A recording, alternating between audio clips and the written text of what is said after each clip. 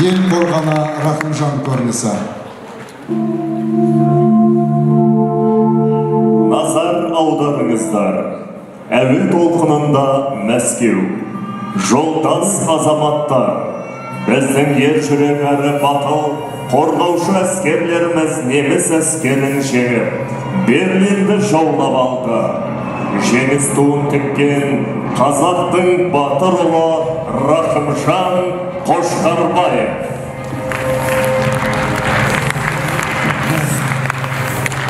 Ата-бабамның қаны төгілген, аналарымның көз жасы төгілген қасиетті ата мекенім. Мен жат жұрттың тау-тасын басып жүргенде мына өзіңді қалай сағынғанымды білесің бе? Қасиетті туған жер. Сенің бір уыс топырағыңды жаудың табанына бастырмау үшін қанша боздақтарымыз қыршын кетті. Қанша гүлдеріміз жаудың отына күйді. Алыстан аңсап келген ұлыңды анамдай құшағың алшы, қасиетті жер ана.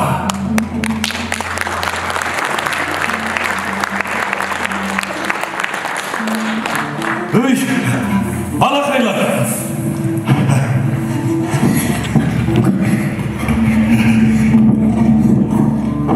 Өй, бері кел. Көке?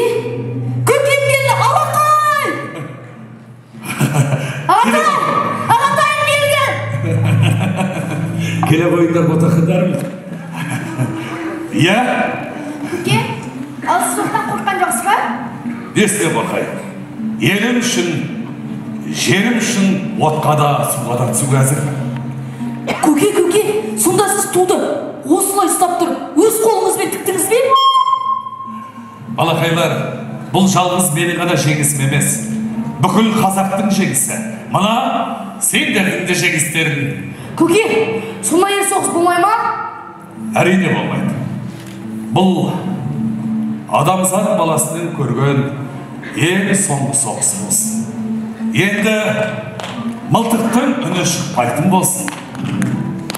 Балалар, туды жерге тастамай, әрқашан төріңді биікте ұстаңдар. Ата-бабамыздың қанымен, аналарымыздың көз жасымен келген тәуелсіздік енді мына сендерге аманат, балақайлар. Көке, ауылдың құртын сағынған боласыз. Міне сізге. Ой, бәрекелді. Сүйінші! Қандай керемет. Көкем келді! Алақай, сүйінші! Ай, тоқтаңдар.